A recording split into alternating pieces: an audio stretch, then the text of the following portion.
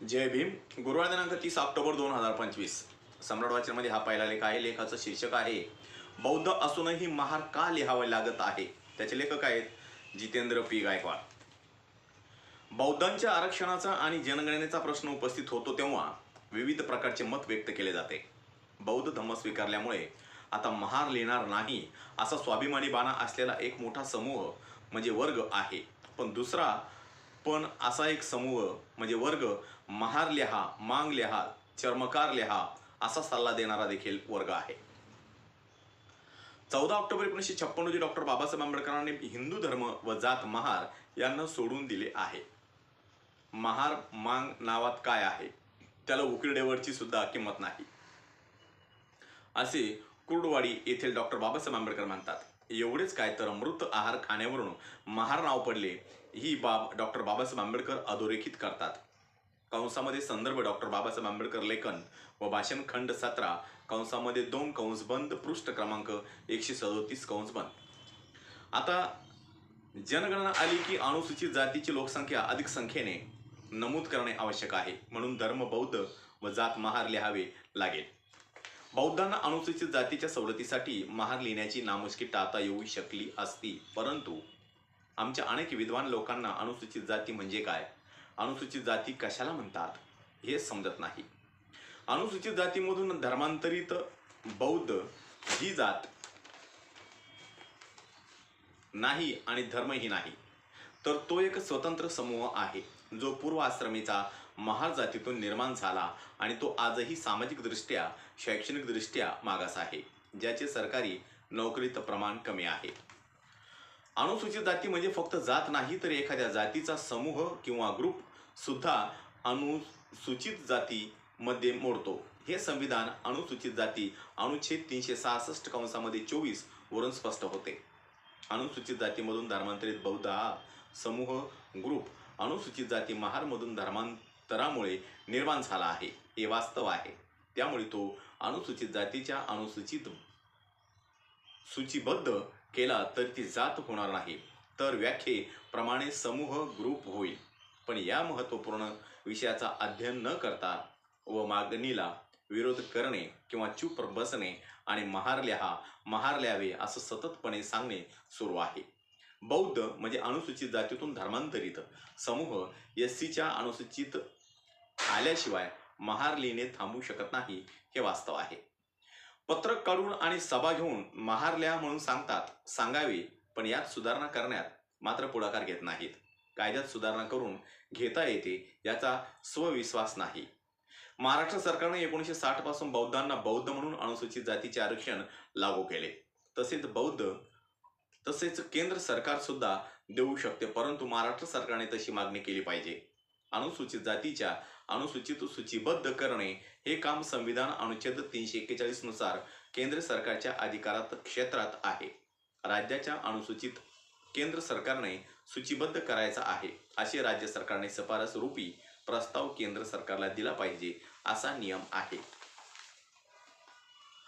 बार्टी पुणे या राज्य सरकारच्या स्वायत्त संस्थेने समाज कल्याणचे प्रधान सचिव यांना अर्थात राज्य सरकारला अनुसूचित जातीतून धर्मांतरित बौद्ध समूहास राज्याच्या अनुसूचित सूचीबद्ध करण्याचा संशोधनात्मक अहवाल म्हणजे प्रस्ताव कंसामध्ये 1 पत्र संख्या 4204 दिनांक 25/1/2016 कंस बंद दिला आहे, परंतु त्यावर काहीही कारवाई केली नाही. बौद्ध कंसामध्ये अनुसूचित जातीतून धर्मांतरित कंस बंद हा प्रवर्ग डॉक्टर बाबासाहेब आंबेडकरांनी त्यांच्या पीपल एज्युकेशन सोसायटी या संस्थेच्या घटनेत नमूद केला आहे. त्या समूहाला विशेष सवलती देण्यात येतील अशी तरतूद केली.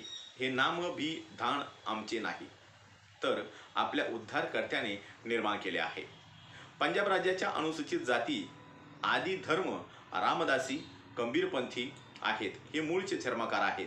त्यांनी आदी धर्म स्वीकारला. रामदासी कबीरपंथी झाले. त्यांना नवीन नावाने अनुसूचित समाविष्ट केले आहे. रविदासी ही जात नाही तर धर्म आहे. त्याचा देखील समावेश सन 2007 मध्ये करण्यात आला आहे.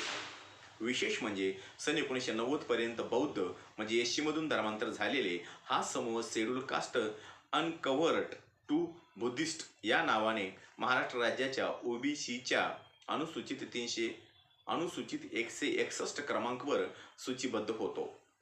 सन 1990च्या संविधान संशोधनानंतर हा समूह ओबीसीतून एससीच्या अनुसूचित वर्ग करायला हवे होते व तसा महाराष्ट्र शासनाने केंद्र सरकारला प्रस्ताव देऊन सूचीबद्ध करून घ्यायला पाहिजे होते, पण तसे केले गेले नाही.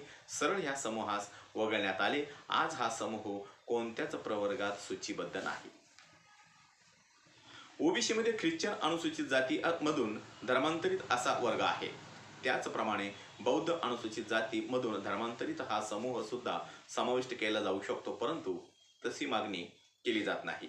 कारण अनेक विद्वान लोकांना अनुसूचित जाती म्हणजे काय समजत नाही. परिणामी महार लिहावे लागेल ही नामुष्की आली आहे. अनुसूचित जातीच्या सवलती फक्त जातीला दिल्या जात नाही तर एखाद्या समूहाला सुद्धा दिल्या जाते अशी तरतूद संविधानात आहे. हे डोकं फोडून सांगितले तरी ते दुर्लक्षित केले जाते. 1990ला धर्मांतरित बौद्ध यांना आरक्षण देताना संसदेत विधेयक सादर केले. त्या विधेयकाच्या उद्देशात सुद्धा धर्मांतरित बौद्ध हा समूह आहे असे म्हटले. ती जात आहे असे सरकारने म्हटले नाही, म्हणून उद्देशपत्र देत आहे. जिज्ञासू वाचकांनी काळजीपूर्वक अवलोकन करावे. संविधान म्हणजे अनुसूचित जाती आदेश 1950 सुधारणा विधेयक 1990. विधेयकाची उद्दिष्टे आणि कारणे. डॉक्टर बाबासाहेब आंबेडकरांच्या अनुसूचित जातीमध्ये धर्मांतर घडवून आणण्याच्या चळवळीमुळे म्हणजे लाटेचा परिणाम म्हणून नवबौद्ध हा समूह अस्तित्वात आला. बौद्ध धम्मात धर्मांतरित झाल्यावर ते संवैधानिक तरतुदी उदाहरणार्थ नोकऱ्यामधील आरक्षण, संसदेतील राज्याच्या विधिमंडळातील जागा आणि संवैधानिक बाध्यता नसलेल्या सवलती उदाहरणार्थ शैक्षणिक शिष्यवृत्त्या याकरिता ते अपात्र ठरले. वेळोवेळी विविध प्रकारे मागण्या करण्यात आल्या की धर्मांतर केल्यामुळे त्यांच्या सामाजिक व आर्थिक परिस्थितीत बदल झाला नाही. या आधारावर अनुसूचित जातींना उपलब्ध असलेल्या सर्व तरतुदी आणि सोयी सवलती यांना सुद्धा उपलब्ध करून घ्याव्या. वस्तुस्थिती अशी आहे की भारत सरकारने अनुसूचित जातींना संवैधानिक बाध्यता नसलेल्या ज्या सवलती उपलब्ध करून दिल्या आहेत त्या नवबौद्धांना देखील प्रदान करण्यात आल्या आहेत. वास्तविकपणे विभिन्न प्रकारच्या आरक्षणाकरिता ते अनुसूचित जातीचे समजले जाण्यास पात्र असल्यामुळे असे प्रस्तावित केले जाते की राष्ट्रपतीच्या आदेशात कंसामध्ये संविधान अनुसूचित जाती आदेश 1950 कंसबंद सुधारणा करण्यात आले त्यामध्ये त्यांचा समावेश करण्यात यावा याकरिता हे विधेयक आहे. यामध्ये धर्मांतरित बौद्ध यांना समूह म्हणून समाविष्ट केले आहे, तसेच अनुसूचित सुद्धा केले जाऊ शकते. 14 ऑक्टोबर 1956ला आपण बौद्ध झालो. जुना हिंदू धर्म व जात महार सोडले आहे. महार या नाव मृत आहार खाण्यावरून या समूहाला दिले गेले. ही बाब डॉक्टर बाबासाहेब आंबेडकरांनी स्पष्ट केली.